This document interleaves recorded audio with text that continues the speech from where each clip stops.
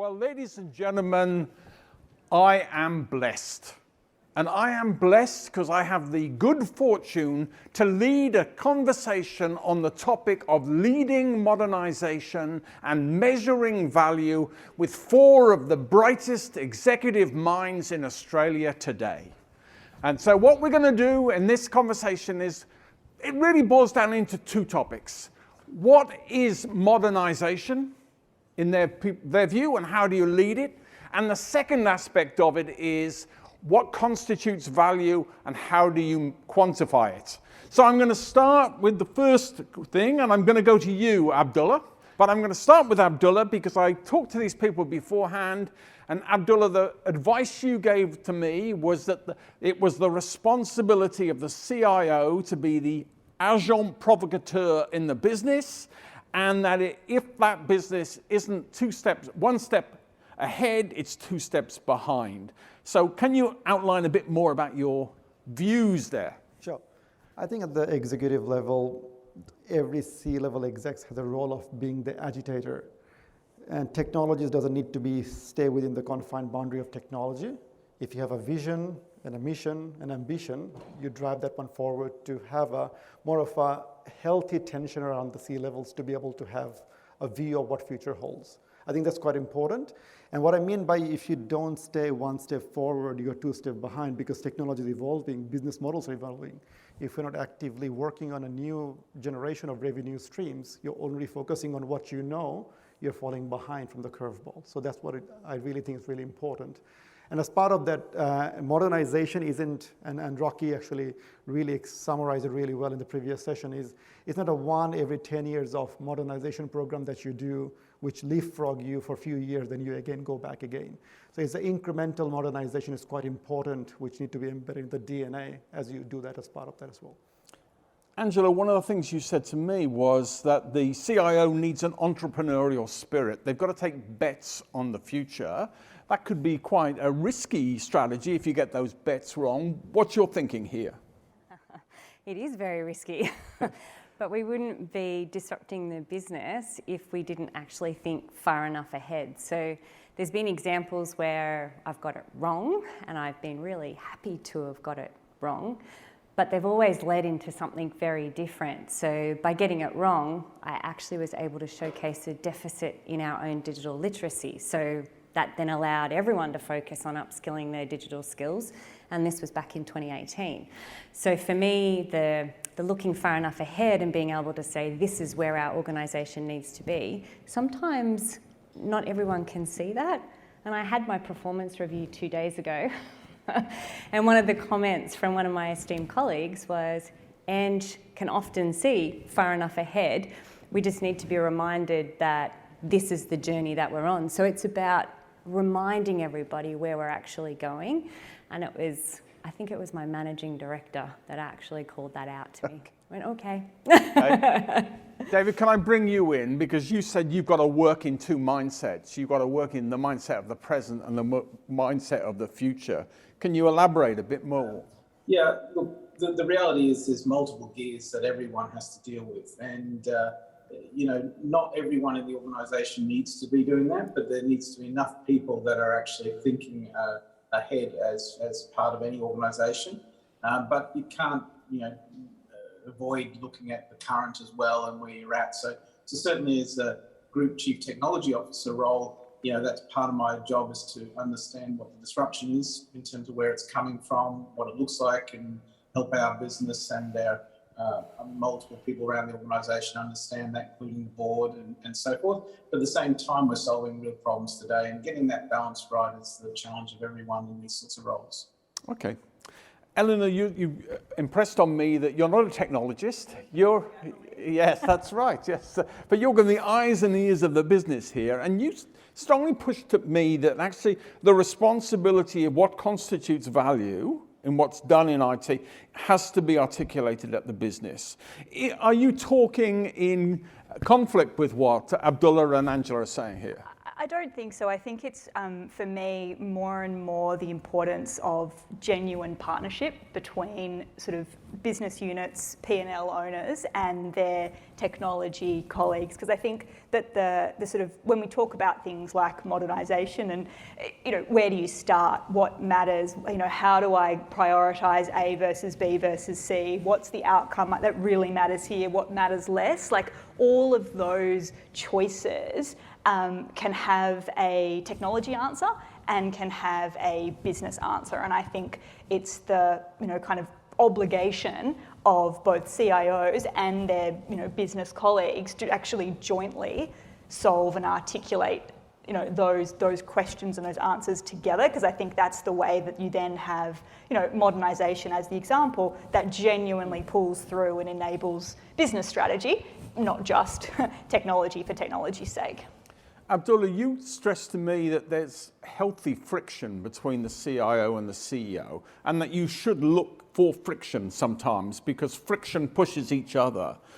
That could sound an uncomfortable position for some people. What are you advocating there? I think it's all about having the fusion of what business problems we're trying to solve. There's many ways to skin the cat, so to speak, right? So having that conversation up front is really important. And business priorities need to be also looked at how, from the program of work or initiatives you're planning to do, what is the right sequence to do that as well. Because every dollar you're spending, if you are spending half of it in a legacy technologies, you're not getting the investment in 5 years horizon. You may be solving the problem right here, right now. You're getting 25 cents of every dollar you're spending. So thinking about that way also helps. And sometimes that's why that sort of conversation and elevation of the conversation helps to resequence the priorities for the right reasons. Mm-hmm. So I think that's really important to have that sort of healthy tension about what we're trying to solve and how technology can enable. And technology is an enabler for business opportunities and challenges. But sometimes sequencing can play a big role in that conversation as well. Okay.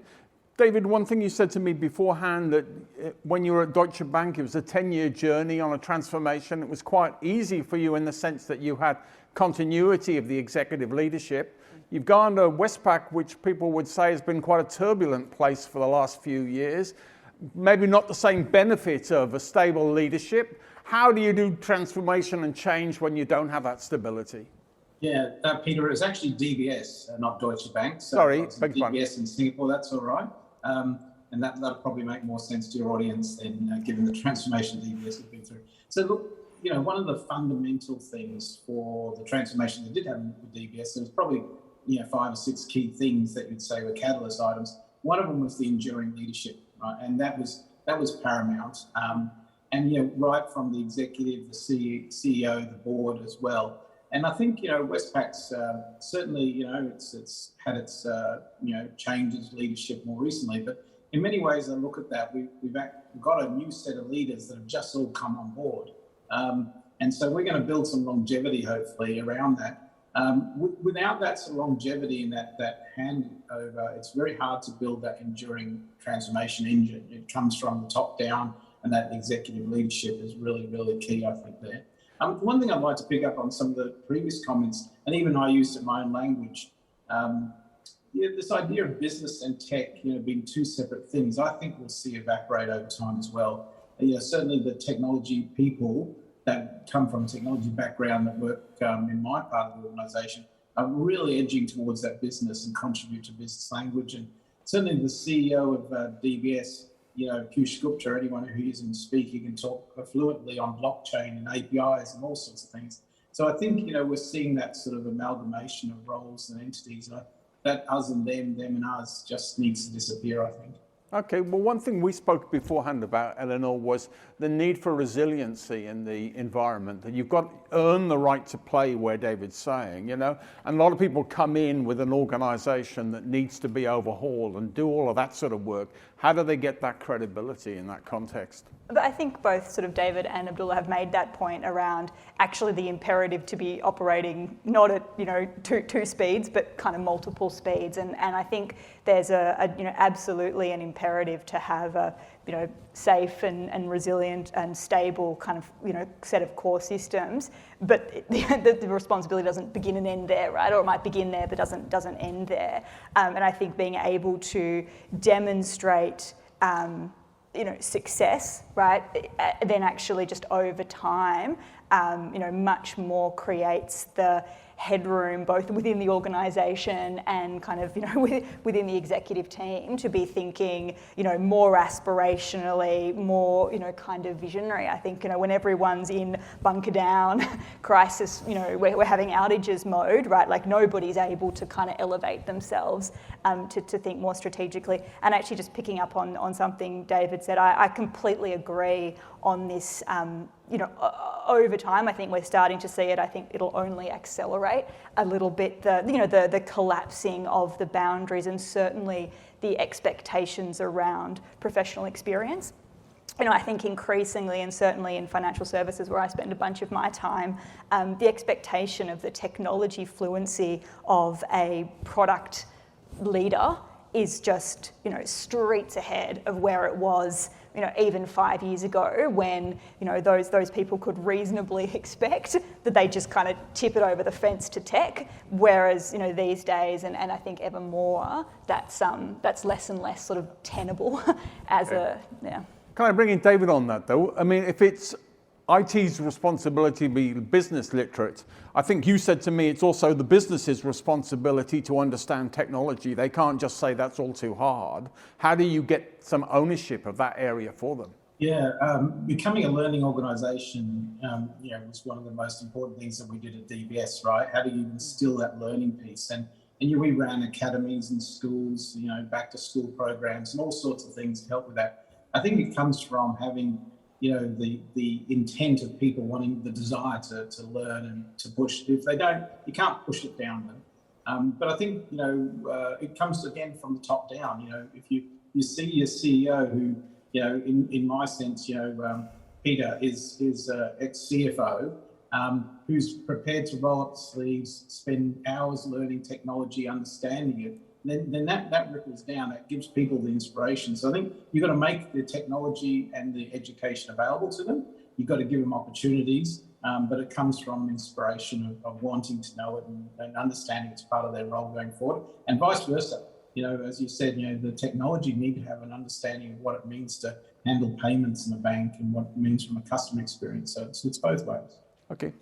Angela, one thing you said to me when we spoke beforehand was that modernisation represents much more than just technology. It's all facets of the business. It's the people, it's mindsets, it's culture, all of those sorts of things. Can you explain a bit more your thinking there? So it's everything my esteemed colleagues have been discussing. There are no boundaries when it comes to business and tech. I think the first time I took on this role, so I've been in this role now for 8 years, I was sort of explained to be the business leader who happens to know tech. And that was 8 years ago. So the boundary was completely removed. And when you work in an organisation where we are focused on medtech and robotics, it starts to really break down. But what I didn't realise, and I've spoken to a few in the audience about this, was when I took on the role, I had this amazing aspiration of all these fabulous things I was going to do, robots in surgery, like software-defined solutions. And then I went away for a holiday for a week, completely off the grid, came back and I had all these outages on my phone and I'm thinking, oh God, this is not what I signed on for. Here I am wanting to really drive a change and something a bit different, and I found myself like eyeball deep in infrastructure. So for me, the modernisation started at that point because I didn't realise how bad our infrastructure was until that moment. And so for 18 months, I'd go home either laughing or crying into my glass of wine going, I love IT, I hate IT, I love IT, I hate IT. And it took that to actually reshape, because what I did through that infrastructure modernisation is I brought everybody to the table. There was no, here's the infra team, here's the business team, here's the commercial tech team. It was everyone, we've got to solve this because not one of us has the answer. So that started the journey for modernisation there.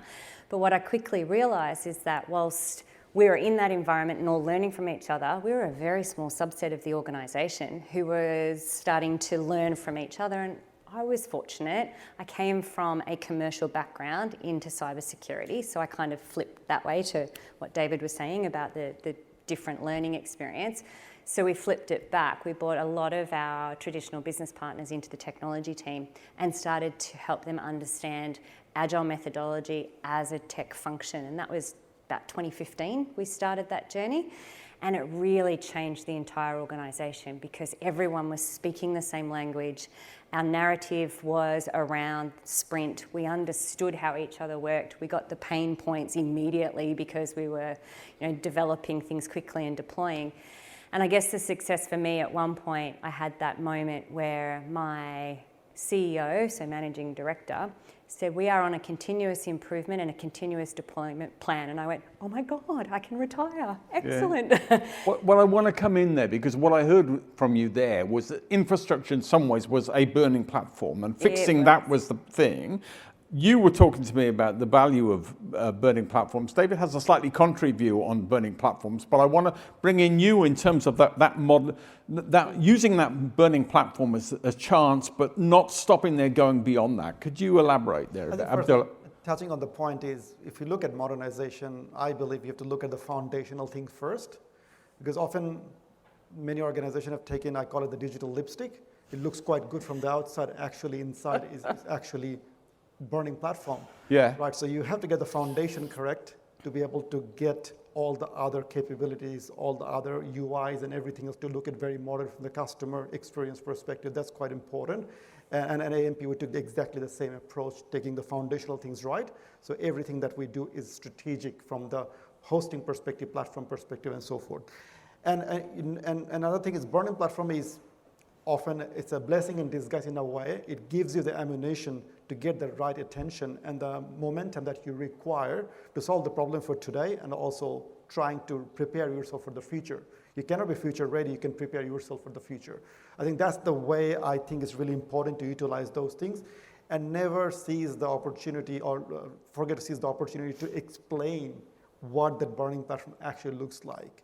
So we spend a lot of time in our organization to pretty much improving the digital literacy by explaining what could go wrong if we don't do that. Okay. And it was sometimes excruciatingly painful to explain, but it was worth it because people had a better refined appreciation of the complexities that we have. David, when we spoke beforehand, you cautioned, though, about focusing too much on burning platforms because it's all crying wolf sort of syndrome in some ways. You saw the need was to engender commitment to something. Could you give us your thoughts here? Yes. So certainly, when we think about leading this, you need your vision, you need the right team, you need to create freedoms and accountability. But, foundational to all that's having the right motivation in your organisation. And there are a couple of ways to achieve that motivation. And one of them is creating that burning platform. And if I talk a little bit, just a moment, when DBS started its transformation, creating a burning platform, we a number of us went to Ping An, a bank up in China, and came back terrified of what they might be able to do to us as a small bank in Singapore at the time. And that was creating that sort of energy. But it soon realised that it's quite a negative thing. So we moved or pivoted away from that sort of fear-driven change agenda to much more of a higher order purpose thing. And then Westpac's the same. We're now focused much more on how do we help our customers succeed, as opposed to creating that burning platform. And we think that it just has a better longevity around it, and it attracts people rather than scares people into action. There's no doubt burning platform works. I've seen it work very well, but it's just about the choice you make. Okay. Eleanor, one of the things we were talking beforehand was about that when you're on a modernisation journey, how you avoid paving the cow path of what's been before and create a new business. Could you give us your perspective on that? Yeah, and it's a little bit actually, Angela, to your point around you kind of have to think holistically because there's no point, the classic is there's no point automating a bad process. There's no point digitizing a product no one wants. So I think there is, as part of, thinking about modernisation holistically, actually having the clear sort of, customer, commercial, whatever the sort of, construct is that makes sense for your organisation, and having that strategy very, very clear and being willing to say, we're actually not going to, digitise that because we're going to retire it. or this process is just fundamentally broken, it needs to be rethought. And if that means we need to get risk in and we need to get the regulatory guys in and we need to actually completely rethink something, that's a better way to start than with the sort of technology solution. And I think there's sometimes a temptation kind of across the board to say, oh, well, you've got to hammer everything that looks like a nail. We can make this incrementally better, right? So we can take out a little bit of manual work, or we can take out a little bit of a, kind of a risk, issue. But actually that's sort of, to your point, risk you just you put a layer of concrete rather than actually improving the underlying business. And that's why I think it's hard and it takes time, and you do have to bring everybody on the journey, because otherwise you risk, just a kind of technology solution that loses all of the potential kind of business value. Abdullah's lipstick. Yeah, exactly. Exactly. Yeah. And it's a rebuild, not a renovation. Yeah. Is what you're saying. Sometimes. Yes, yeah. One thing I heard from you, Angela, beforehand, that if you focus on modernisation before you define what constitutes value or the outcomes you're seeking to do, you're putting the cart before the horse. Can you, again, explain that to me? It was spot on, right? If you take a redundant process and you improve it, it's worthless, no matter if it's the best process in the world. If you take the product that you think is brilliant, but everyone's never used it, well, it's of no value. So for me, it was really understanding strategically where we wanted to go, and then being able to draw back and work out, where do I actually choose to modernise and where do I choose not to? Because the choices you make fundamentally will actually help guide the organisation down the path where you would like them to go. So that journey conversation can sometimes be, well, I'm going to remove your choice on this side, so you will actually head down the path on that side. And to me, that's, in a way, a modernisation strategy that actually gets more on the journey than I would have ever expected. It was a bit of a surprise for me, actually. Okay. Abdullah, you were talking about risk appetite and the need to actually be cognizant of the executive leadership that you're working with and their appetite for change and risk. You work in AMP, it's had a few challenges in the last couple of years. So what do you mean by that? I think it's increasingly financial services organizations is having a lot more, due to the reforms and for right reasons, a lot more regulatory requirements coming through thick and fast. Every year there are new things are coming through as well. And more boards are being made accountable for many of the outcomes. So when you have that level of stringent accountability, how do you have the right level of risk appetite to make those decisions in a safely and securely, but while giving a safe environment to innovate and experimentation as well? It's a balance. It's not either all or neither all, right? And having that conversation, having this narrative at the board level is quite important. Why we are doing what we are doing and what level of risk are we taking and what is the overall risk appetite look like from inherent risk, residual risk, and so forth. So the whole storytelling is really important to make the board really comfortable that where we are today and how we're going to move forward and what are the key controls and compliance requirements we've baked into that. The term we often used, the secure by design, the compliance by design is really important. When you build those things at the inception, then it's not a bolt-on you put on top of it. It becomes the way you deliver your services. It's easier said than done, but it requires an architectural blueprint to be able to apply that. But once you have done that one, it becomes a bit more embedded in the organization's technological DNA to be able to do so moving forward. But I think it's all gone back to the point of having a compelling narrative, why you're doing what we're doing, and the modernization starts with the vision, that why you're doing that as well. And all the things doesn't need to be solved at the same time. It's all about what you choose to do, why you're doing it, what you're not choosing to do, and why you're not doing it. Okay. David, you said to me that defining value is more than just dollars and cents. There's more to value than that. And you spoke to me about DBS going on the journey to be a digital bank over 5 years and the value proposition that created for you. Can you tell the audience a bit about that experience? Yeah, it's quite a long story, but I'll try and keep a short one. I guess the focus of the company really pivoted throughout its in the 10 years I was there, from being very much just a traditional bank, doing the normal things of creating products and services and wondering how to sell more of them, to be much more community focused, much more, customer centric, and really understanding how to establish, staff happiness, employee happiness, and things like that. So in fact, it changed the sort of tagline to making banking joyful. And, that seems a little odd to probably most people, right? To think that banking could ever be joyful. But it was something that was really cemented in the organisation. And as I said, it came back to, well, what's our role in community? How do we help the environment, etc. We set high ambitions around that. Creating that value ended up making us, registered as the best bank in the world, the best digital bank in the world as well, many times in a row. And that was unheard of from the starting point we had. We didn't imagine we could achieve it. So Okay. it was that type of thing. Okay, because you said to me, Angela, value becomes anchor points in decision making. What do you mean by anchor points?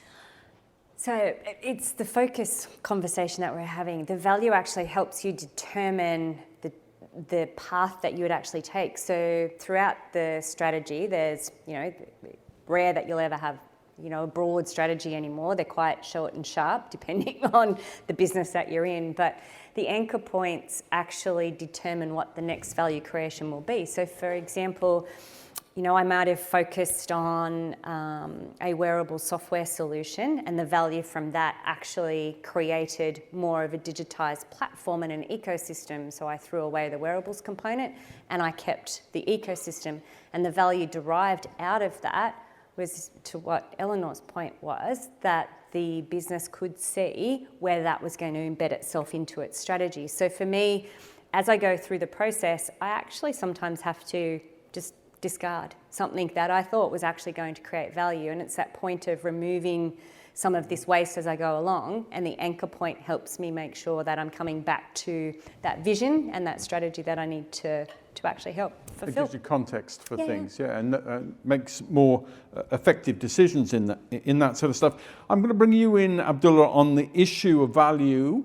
Purpose for staff, we would have seen today that the biggest issue for most organisations is attracting and retaining staff. And you said to me, to do that, you've got to help staff see their value that they're creating broader for the organisation. Could you tell people your thoughts there? Yeah, so one of the examples I'll give is what I try to do generally is I take every year the annual report, translate to technology, and show how they've contributed to that one. It gives them the sense of their impact, the meaning as well.